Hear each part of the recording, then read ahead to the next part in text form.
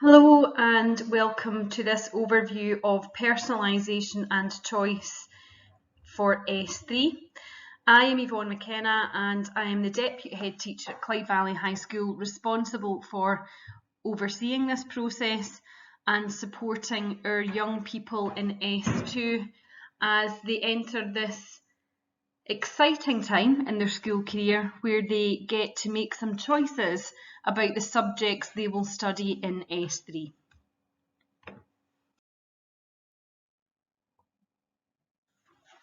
In S1 and S2, all of our pupils follow a common course. That means that they have the same experience of the same subjects for the same amount of time every week, even if their timetable dictates that they go to subjects or departments at different times to their peers in their year group. They all have the same experience. In S3, they do continue with the broad general education phase of their schooling, but this year S3 allows them some personalisation and choice. They do get to choose a number of the subjects that they will study. However, there is a core curriculum for S3.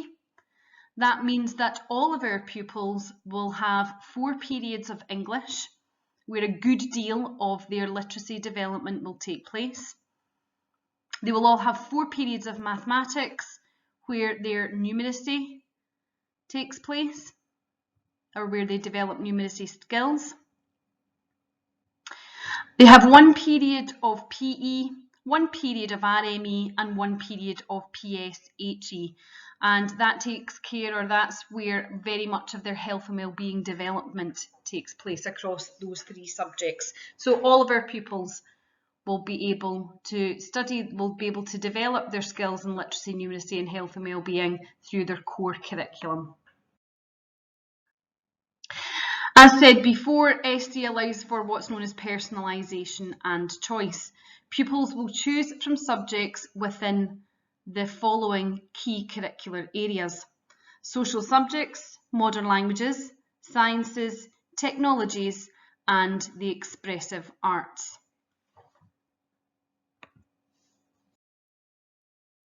It is expected that all pupils will develop their learning in those key curricular areas because they are still in the broad general education phase of their learning, and it's really important that we continue to develop the knowledge and the skills associated with all of those curricular areas. So to develop ICT skills, communication skills, problem solving skills, etc.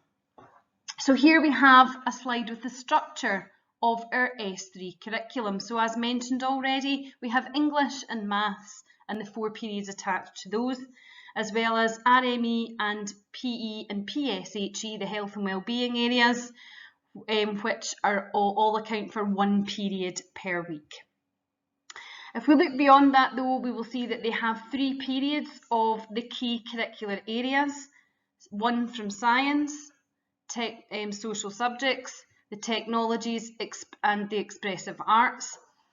And on the end there of the columns, you will see that there is personal choice 1 and 2, and 3 periods will be allotted to each of those personal choices. The model allows our pupils the opportunity to choose from subjects across all areas of the curriculum, so it gives them good breadth, and we've talked about why that's necessary, so they develop the necessary knowledge and skills to equip them for life beyond school, and allows for a degree of personalisation, so they start to have say about what they are going to study based on the experience that they've had in S1 and S2. It also allows our learners to benefit from the deeper learning which is required when they go ahead to S4 to do national qualifications.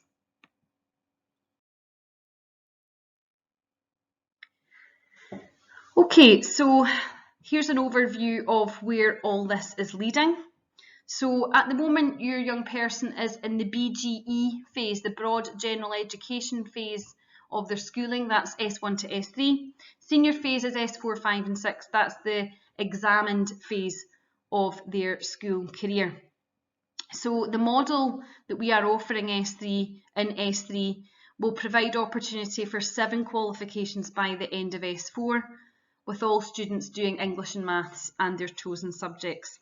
In addition, they will continue to study PE, RME and PSHE as part of their support for their health and wellbeing. And this provides balance between the depth of study required for success in the later school. So what we have there is what S4 senior phase curriculum will look like, with 4 periods being offered, English, Maths and 5 options. So this is the bit that everyone's been waiting for. This is what everybody wants to see. This is our options choice form. So we have a range of subjects which fall under the technologies category. I'll let you have a look at those. We have hospitality, health and food technology, business management, administration, computing, design and manufacturing, graphics. In the expressive arts column, there is art, music, drama and PE comes into the expressive arts category. Our sciences, we know biology, chemistry and physics, as well as the social subjects, geography, history and modern studies. In the modern languages column, our pupils will choose between French and German, which they have all experienced in S1 and S2. And then there is a dizzying range of subjects available in the personal choice column on the end there. Far more than I'm going to read out to you, you'll be pleased to hear, but you can have a good look through that if you pause the presentation, and you can have a look there and see what is available to your young people in the personal choice columns. They will study 2 personal choices for subjects. They will make 3 when they come to choose their options, and I'll talk about that in just a moment. Okay, so it's really important that you understand how we are preparing your young person at Clyde Valley High School to make these really important decisions.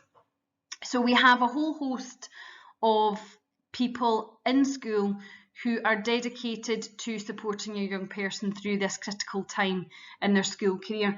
The first I would always talk about are class teachers. At our best, teachers inspire young people to want to learn our subjects, and every class teacher will be delighted to talk to your young person about their subject if they give them the opportunity.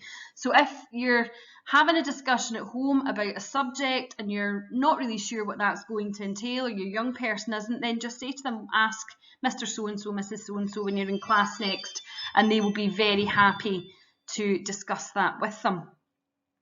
The next thing, the next person I would highlight is Gail Connolly.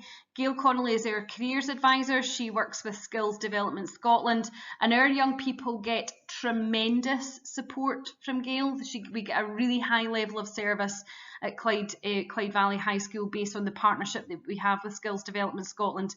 Gail will interview all of our pupils in S2. She won't necessarily talk specifically about subject choice, but she will talk about careers and what young people are looking to do in terms of going into further study or going into the workplace post-school, and that will obviously form an important part of their decision making around subject choice. Heads of department, all of you young people will know who they are. They tend to be heads of those curricular areas by and large that we talked about earlier on. And again, heads of department would be delighted to have discussions with pupils about their faculty, the subjects on offer in their faculty, and what learning in S3 and beyond is likely to look like for them. So again, they should feel free to go and talk to the heads of department, and they're all listed in the options choice booklet for S2, which is available on the website. Principal teachers of inclusion are crucial for our young people at this time. All of our PTs inclusion week beginning the 28th of February will have one-to-one conversations with their house group around the options that they are looking to make. and discussing their thinking behind that and whether or not these subjects are really a good fit for them based on the information that we have about them at school. I've also put on here Getting Ready for Personalisation and Choice programme led by Miss Carol, who is one of our newly appointed principal teachers of PEF. Miss Carol has innovated in this area, and she has looked at the offer, looked at the support that we can put together and what young people are really looking for and looking to hear about at this time. And she has, she's got subject ambassadors from our own young people, 3rd and 4th year pupils, who have recorded information for current S2 about what learning in French looks like in S3, or what ICT looks like at that point in the school career. So young people get a real sense of what it's like to be in departments, in subjects and in faculties in S3 and S4. She's also gathered a lot of information from local people who are in different, a vast array of fields and areas of work, and these people, these real life people, talk about what they did at school and how that is now useful to them in their chosen careers. So a lot of great work going on in that area. I am Mrs. McKenna, as I said earlier. I am Deputy Head Teacher with responsibility for Personalisation and Choice in S2, and if you want to have a further discussion with me about any issues that you have around this or any queries, then please feel free to contact the school. And the other people that I've put on here are parents and carers. It's really important that you have discussions about this at home. This is a really important moment for your young people. For the first time ever, they get say and they get to influence what they learn in school. It's really exciting, and you should give them the space to be really excited about it and have lots of discussions around it. And it doesn't matter if you feel that you're in a good position to advise or not. You giving this a focus at home and you letting your young person see how important it is really all you need to do. If you want to find out more because you think you're talking to your young person and they need more information, you can direct them to class teachers, heads of department. You can give me a call. You can contact your child's principal teacher of inclusion, and we're all happy to help to support your young person. Okay, so when your young person is making choices, making decisions around which subjects to choose within the key curricular areas or for their personal choices, what should they think about? Well, the first thing they should think about is are their areas of strength. What are they good at? What are they doing well in? What are they experiencing success in? And you should have a good flavour from that based on their regular tracking reports and based on learner conversations that are taking place in classrooms with their class teachers, and based on their own sense for how they are progressing in subjects. Career aspirations are, of course, a really important guide when it comes to subjects and what young people would like to do and what they think is going to be useful for them in the future. And obviously career guidance and sort of entry requirements and requirements for certain jobs, etc., weigh heavily in their considerations at this time. If they know definitely what they want to do, then that can be researched, and I'll give you information about that later on in the presentation. But even if they don't, not to worry, that's absolutely fine. The curriculum that they follow in S3 allows for enough breadth that they're not closing down any avenues at this point. We would like them to consider their enjoyment. If they say to you at home that they want to do a subject because they like it and they enjoy it, that's a great reason to want to do a subject at this stage. They're only S2 going into S3. They should enjoy school, they should enjoy the things that they are learning, and enjoyment leads to success. So that is an absolutely valid reason for wanting to do a subject. The teacher, if you are having conversations at home and you're hearing lots about Miss, Mrs. or Mr. so-and-so, and you think that it's less to do with the subject and more to do with the teacher, then we would have to discourage you from, or we would have to discourage a young person for choosing a subject on that basis, simply because there is absolutely no guarantee that that's the teacher who they will have in future. So if you're hearing too much of a teacher and you think it's more the teacher than the subject, I would caution you against that. And absolutely the worst reason to choose a subject is friends. Of course, our young people are at a stage where they are really influenced by their friends and what they're doing, but in this case, it is crucial that they follow their own career aspirations, that they go with what they are good at and what they enjoy, and not worry at all about what friends are doing, for all the reasons that we will understand as adults. But again, if you are concerned that you're hearing a wee bit too much about what someone else is doing, or what a friend is doing at home, and that appears to be weighing in the consideration at all, then contact us, because we'll kind of help to dissuade them from thinking in that way, or you just have that conversation at home to say that that's really not a good reason to choose a subject. Okay, so the process. We would ask that the options are completed online, preferably with your support, with the support of a parent or carer. We will send a link and a letter out for the options software, which will have an individual login and a password. Mrs. McNaughton will do an instructional video on this, which we will share over Twitter.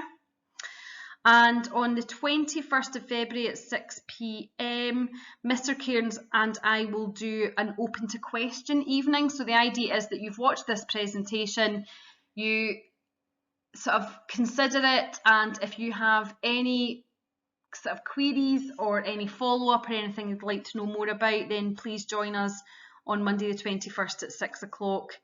And ask your question, and we're quite certain that if you have a question, then other people will have questions also, will have the same question as well. So it'll be really useful for everyone to have that information sharing session.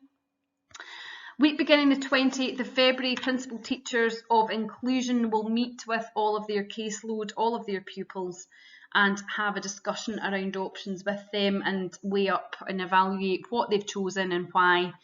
And sort of check that these are good and fitting choices for your young person. And the options software closes on the 5th of March. So really what you're looking out for is that letter coming home towards the end of this week with the login, which will allow you to go on and access the options software.